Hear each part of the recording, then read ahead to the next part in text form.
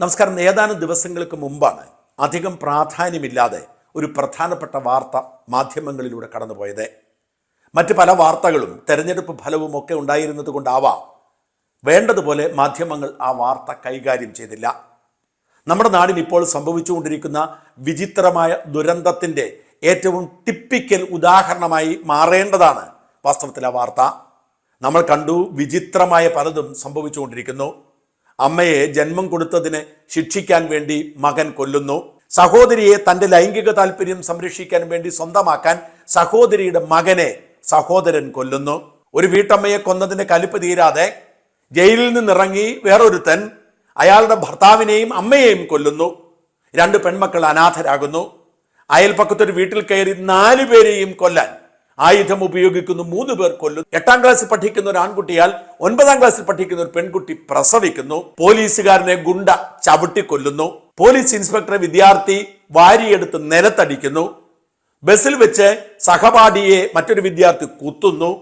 ഇങ്ങനെ വളരെ വിചിത്രമായ സംഭവങ്ങളൊക്കെ നമ്മുടെ നാട്ടിൽ നടക്കുന്നതിന് കൂടെ അതേ തരത്തിൽ വിചിത്രമായ ഒരു സംഭവമാണ് മെഡിക്കൽ വിദ്യാർത്ഥിയായിരുന്ന, അതായത് MBBS പഠിച്ചുകൊണ്ടിരുന്ന ഒരു വിദ്യാർത്ഥി തൻ്റെ അപ്പനെ തലക്കടിച്ചു കൊന്നിട്ടും കലിപ്പ് തീരാതെ കഴുത്തറുത്തു കൊന്നു എന്നത്. ഇതൊക്കെ എങ്ങനെ വിശ്വസിക്കാൻ കഴിയും എന്നതാണ് നമ്മൾ അത്ഭുതപ്പെടുത്തുന്നത്. തിരുവനന്തപുരത്ത് തമിഴ്നാട് അതിർത്തിയിൽ വെള്ളറട കിളിയൂരിലാണ് സംഭവം ഉണ്ടായത്.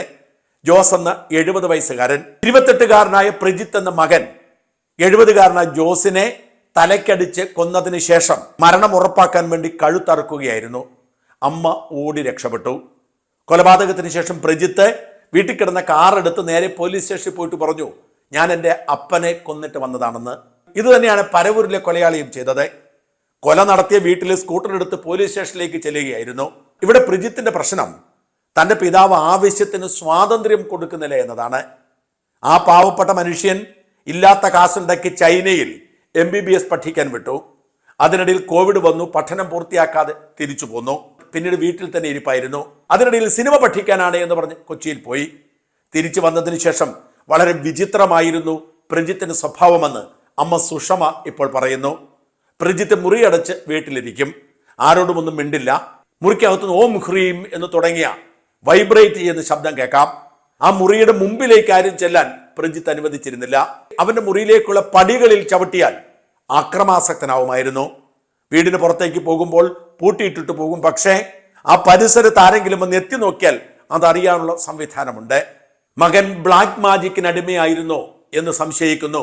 രോമങ്ങളൊക്കെ വടിച്ചു കൂട്ടിയിട്ടിരുന്നു എന്നാണ് അമ്മ പറയുന്നതും പോലീസ് സ്ഥിരീകരിക്കുന്നതും. അമ്മ പറയുന്നു, ജയിലിൽ നിന്നിറങ്ങിയാൽ എൻ്റെയും എൻ്റെ മകളുടെയും ജീവന് ഭീഷണിയാണ് ഈ മകനെന്ന്. ഓർക്കണം, MBBS പോലൊരു കോഴ്സിന് അഡ്മിഷൻ കിട്ടുക, അതിന് കുറച്ചു കാലം പഠിക്കുക, ഇതൊക്കെ എല്ലാവർക്കും സാധിക്കുന്ന കാര്യമല്ല. ആ പഠിക്കുന്നതിനിടയിൽ പഠനം പൂർത്തിയാക്കാൻ കഴിയാത്ത സാഹചര്യം ഉണ്ടാകുന്നു. വീട്ടിൽ ഒറ്റപ്പെട്ടു പോകുന്നു. തൻ്റെ സ്വാതന്ത്ര്യത്തിൽ അപ്പൻ ഇടപെടുന്നു എന്ന് ആരോപിച്ചുകൊണ്ട് അപ്പനെ കൊല്ലുന്നു. തീർച്ചയായും ലഹരിയല്ലാതെ മറ്റൊന്നും ഇതിൻ്റെ പിന്നിലുണ്ടാവില്ല.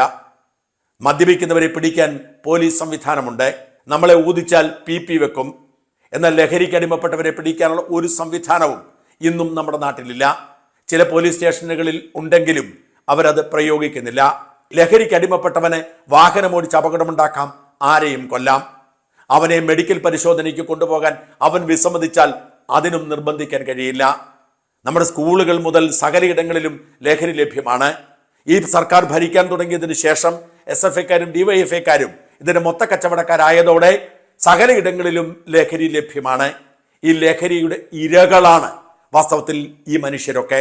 ഈ കൊലപാതകങ്ങളൊക്കെ പരിശോധിച്ചാൽ അതിലെ പ്രതികളെല്ലാം ഒന്നല്ലെങ്കിൽ മറ്റൊരു തരത്തിൽ ലഹരി ഉപയോഗിച്ചിരുന്നവരാണ്. അത് കണ്ടെത്താനോ പരിശോധിക്കാനോ മനസ്സിലാക്കാനോ നമുക്ക് സംവിധാനമില്ല. അപ്പനെ മെഡിക്കൽ വിദ്യാർത്ഥിയായിരുന്ന മകൻ കൊല്ലുക എന്നൊക്കെ പറഞ്ഞാൽ നമുക്ക് അതെങ്ങനെ ദഹിക്കാൻ കഴിയും? നമ്മുടെ നാടിന് സാരമായി എന്തോ സംഭവിച്ചിട്ടുണ്ട്. ആർക്കും ഇവിടെ നീതിബോധത്തോടെ ജീവിക്കാൻ കഴിയാത്ത സാഹചര്യം ഉണ്ടായിരിക്കുന്നു. സർവത്ര അരാജകത്വമാണ്. പോലീസിന് പോലും ഈ ലഹരിക്കാരെ പേടിയാണ്. അത്ര ശക്തമായ മാഫിയയുടെ പിന്നിൽ രാഷ്ട്രീയ ബന്ധങ്ങളുണ്ട്. പിടിച്ചാലും അവരെ ശിക്ഷിക്കാനോ അവരുടെ പേരിൽ കുറ്റം ചുമത്താനോ കഴിയാത്ത സാഹചര്യമുണ്ട്. ഈ സാഹചര്യത്തിന്റെ ഇരകളായി നമ്മൾ ഓരോരുത്തരും മാറുകയാണ്. രാഷ്ട്രീയ മതശത്രുക്കൾ മാത്രമല്ല, വീട്ടിലുള്ള മക്കൾ പോലും ജീവനെടുക്കുന്നതിന് കാരണമാകുന്ന തരത്തിലേക്ക് നാടുമാറിയിരിക്കുന്നു. ആരും ഒട്ടും സുരക്ഷിതരല്ലാത്ത വിധത്തിൽ നാട് വഷളായിരിക്കുന്നു.